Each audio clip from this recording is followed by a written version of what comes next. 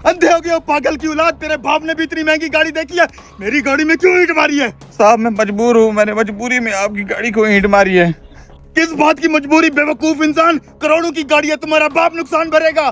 साईं मैं करता तो क्या करता, कोई मेरी बात सुनने को तैयार ही नहीं था, मैं बहुत मजबूर था। तेरी मजबूरी गई भाड़ में, मुझे मेरी गाड़ी का डेंट ठीक चाहिए, ठीक करके दइए।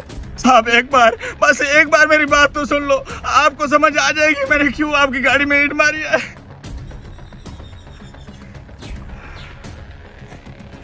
बताओ क्या मसला है तुम्हारा? साहब एक बार मेरे साथ चलो प्लीज, मुझे आपकी बहुत जरूरत है साहब, साथ तो चलो।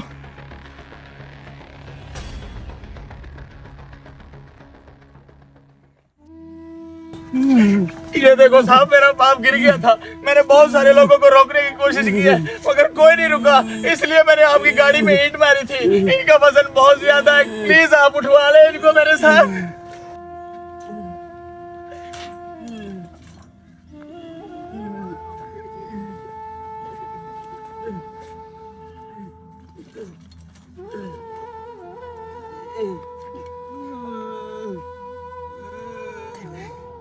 अल्लाह तुम्हारा भला करे बेटा। भाई मुझे समझ नहीं आ रही मैं किस मुंह से तुमसे माफी मांगू यार। माफी तो मुझे मांगनी चाहिए साईं, मैंने आपकी गाड़ी का बहुत नुकसान किया है, आपने बाबा को उठाने में मेरी मदद की है, बहुत शुक्रिया साईं, बहुत शुक्रिया।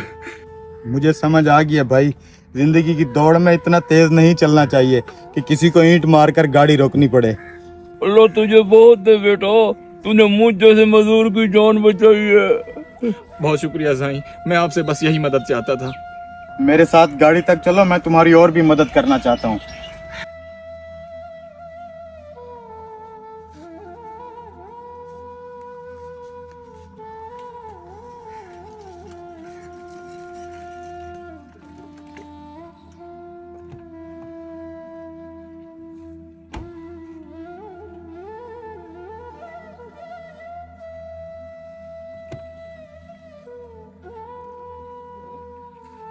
ये कुछ पैसे हैं तुम्हारे बाबा के इलाज के लिए, रख लो। अल्लाह तुम्हारा भला करे, भला करे। वीडियो का मकसद आप लोगों को समझाना है कि ऊपर वाला कभी हमारे कानों में सरगोशियां करता है और कभी हमारे दिल से बातें करता है।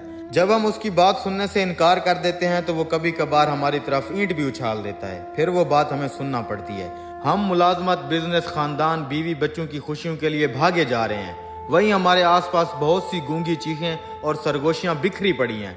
अच्छा हो कि हम अपने इर्द गिर्द की सरगोशियां सुन लें ताकि हम पर ईंट उछालने की नौबत ही ना आए।